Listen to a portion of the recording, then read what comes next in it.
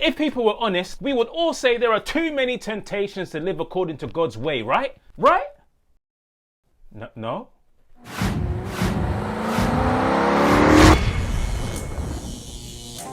Hi, my name is Jermaine Wong. You're tuned into Final Call Productions at the Germane Thinkin spot. Today is going to be deep. When I was younger, I spent some time living with my gran. And anyone that's ever lived with a Bible-believing grandma knows that every other sentence that comes out of their mouth is, "Oh, God love me." I know he do. And if you dared to question the faith in any way, she would respond with, "I love God."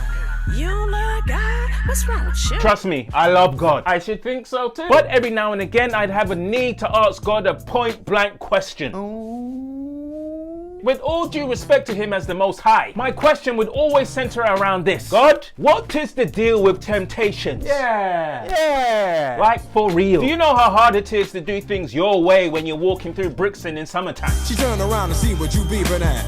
It's like the summer's a natural aphrodisiac. You make amazingly appealing creatures. But you see, that type of temptation just leads to other type of drama. You talking to my girl? I don't see any livestock around here, so I don't know what you're talking about. Or, "Don't touch me.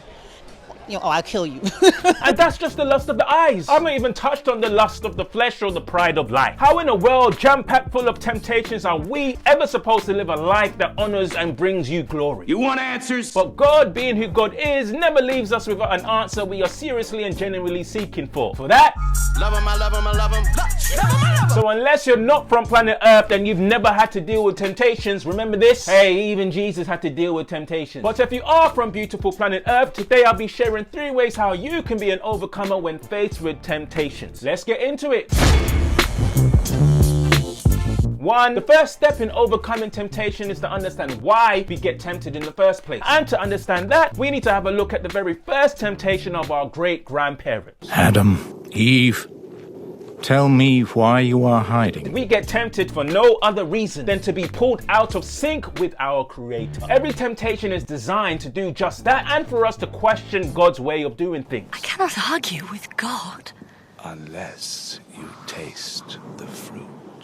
The key thing to understand is whether we yield to temptation or follow God is all down to our own personal choice. Neither way forces you to do anything. They persuade and sometimes even entice, but they never force. Doing things God's way or yielding to temptation is a choice we make. So this gives us a clue in the first step in overcoming temptation. I want you to understand this. Yielding to temptation is not so much an issue of right and wrong as much as it is an issue of trusting and not trusting God. What? I really want you to catch this concept. For instance, an example. If someone you know very well says, "Bring your umbrella with you when you leave the house tomorrow because it's going to rain." And another person you know well says, "Don't worry about any rainwear because tomorrow is going to be a bright and sunny day." Who should I believe? Whoever you trust more will be the person's advice that you follow, right? If you truly believe the first guy, then you will bring your umbrella, even if outside looks like midday Jamaica.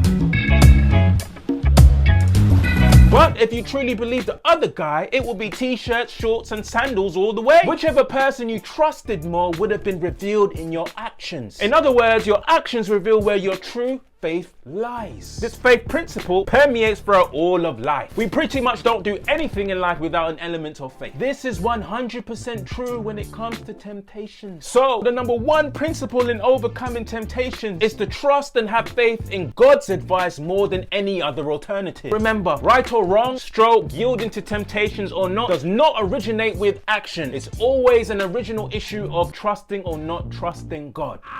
I get it. 2. A rock solid way to gain victories over temptation is to maintain a position that avoids its traps.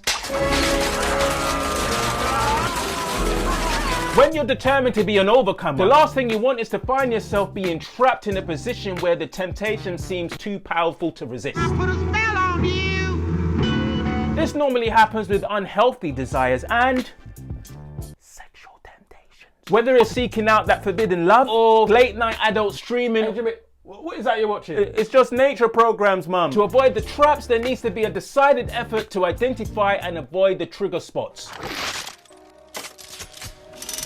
If you're struggling with, how can I say this? What's the word? The word I'm searching for, I can't say because there's preschool toys present. I can't say it, but it sounds like potchin worn. Now, if you're struggling with that type of temptation, you can avoid the triggers by setting yourself some boundaries. You can do this by putting boundaries on your phone or late night use of your computer. If your forbidden love lives down a particular road, avoid that road by finding a new route to get to where you're going. In this way, the old expression rings true. Prevention is better than cure. You catch my drift?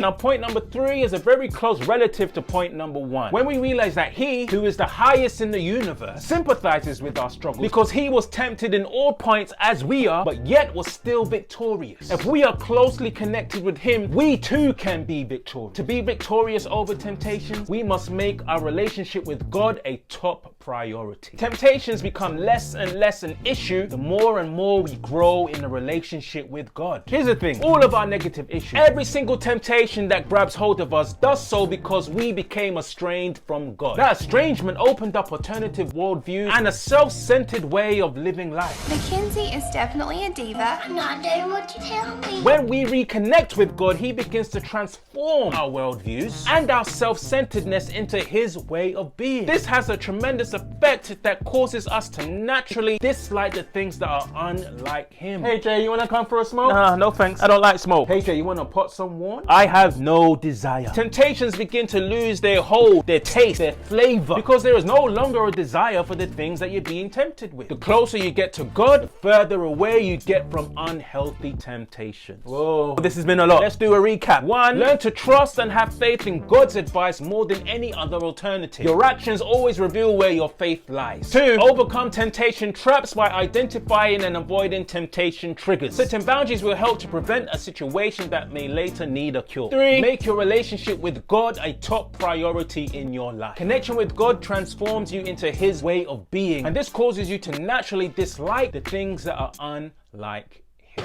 Thanks a lot, son. I think I'm gonna go for it. What ways have you been successful at overcoming some of your temptations? Don't be shy, I won't tell anyone. I'll only tell people who are on the social media platforms. Honest, please use this video to connect with someone who needs a little light at the end of the temptation tunnel. And until we see each other again, keep tight, hold tight, and until next time,